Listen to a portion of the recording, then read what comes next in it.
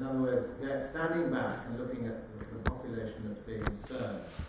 First question is there a correlation between numbers? In other words, the percentage of a population can be related to the number of A&E facilities that are required. In other words, is there an optimum number that you need to have? 200,000 comes to mind because I know that's a figure that comes up later. Does that make any sense? In other words, you could have a smaller population with a bigger need or a bigger population with a lesser need. In other words, how does this work? Am I right in thinking there's more than one type of A&E at the moment, which the public may not be fully aware of what the types of A&E are? So that's the second part of this. And does any of the urgent care centres, by definition, equate with any of the types of A&E that you have at the moment? So I'm sorry, it's a three-part question. Have you followed all right, or have I gone too fast?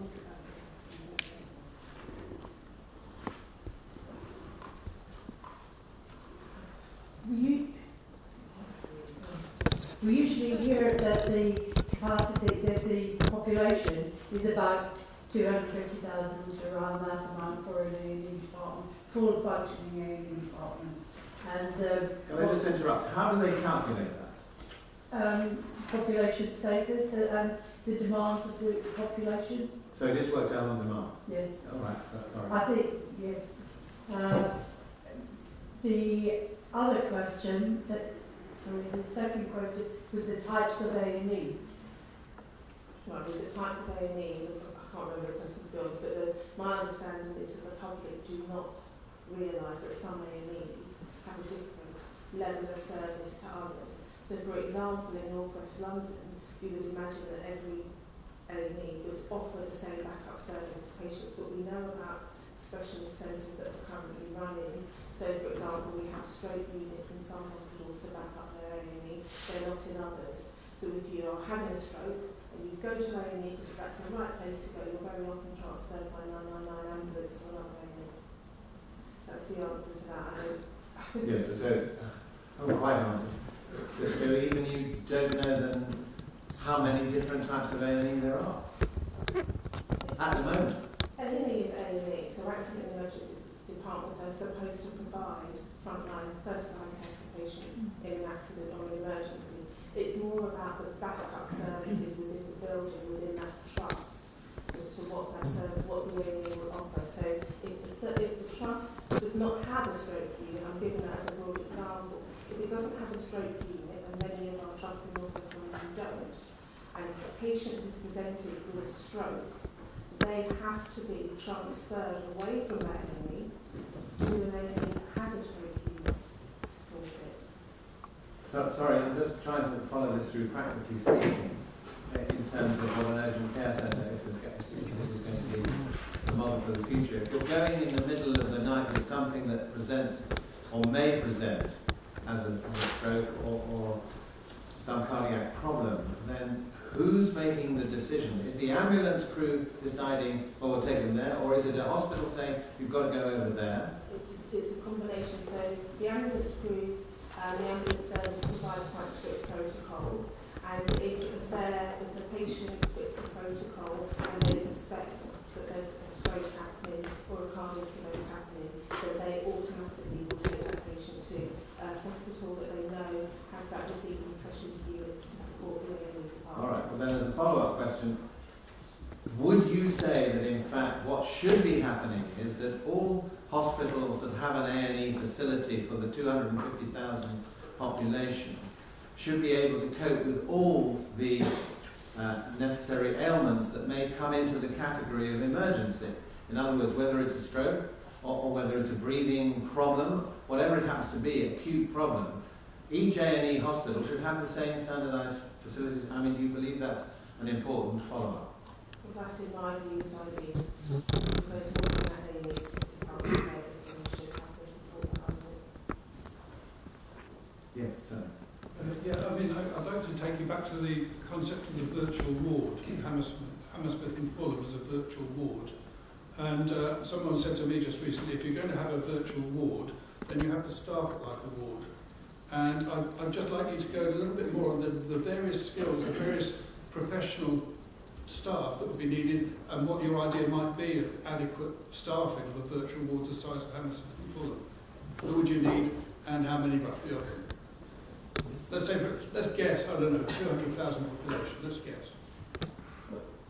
It's very difficult to actually say those numbers because there would be a number of people within the virtual ward, and I think the staffing for the ward would be maybe similar to what it would be within a say a hospital ward. However, maybe you've got 20 patients, 28 patients in the community. You will need different skills because the nurses there don't have the next person to look after them, to say, colleague. They have to be more skilled up, more district nurses available, and more people working on an independent basis to be able to make those decisions, do the full clinical assessment of the patient, and then call in therapists that they need to be able to prevent the patient from staying at home. But those people need to be experienced because we need to be able to make that decision. Is this person safe in their bed at home? So in other words, in order to make that a reality rather than simply a virtual idea, you need to actually put a certain component of staff that need to be available in a properly organised unit to deliver in a that. properly organised base, from a base somewhere, or maybe two bases within the Is there any sign of that actually emerging in Hammersmith and Fulham? Yes, I understand that they have started some work on that, but that's not fully developed, but they have started. Sorry, what does that mean? Is So that they've employed 2 new members of staff. They're calling them care coordinators, and their role is to create this virtual ward and to manage it, set up systems and processes that are safe for patients to be cared for at home. So it's a new initiative. so it's not really off the ground, practically speaking. Not for everyone in there. Can I explore that a little bit further? I'm particularly interested in what your thoughts are about how far the hospital services have gone in preparation for whatever changes might come. So, for example, I have here a list of, say, 15 proposals from the Hounslow CCG, which I think is piloting Chisholm, my old stamping ground, actually. And there are 15 proposals here. I can quickly run through them. Ambulatory blood pressure monitoring, 2 levels of anticoagulation, case finding, care planning, case monitoring, coordinate my care, 2 levels of diabetes care, ECGs, homelessness, phlebotomy, ring pest respiratory, and 2 levels of wound care. Now, my old practice used to do most of these anyway. So I'm trying to find out how would their proposals prevent admissions. Now, I'm interested in case in that respect, in respect of case finding, care planning, and case monitoring, and coordinate my care. You mentioned coordinate my care. I'm not certain how that would prevent actually admissions. Can you tell me, do you know anything about case finding, care planning and case monitoring in respect to preventing admissions? For example, I know putting a ring pest ring is going to prevent admission, or measuring spirometry distance. Maybe complex wound care might, but then we used to do that anyway in treatment room.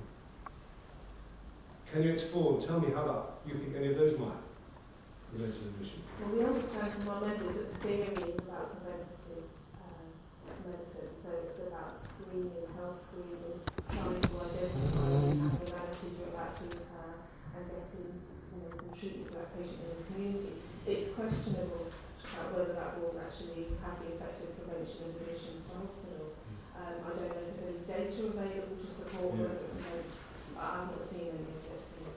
But certainly you and your colleagues have been doing complex wound care for years, haven't you? Yes. That's not a new thing. No, certainly not.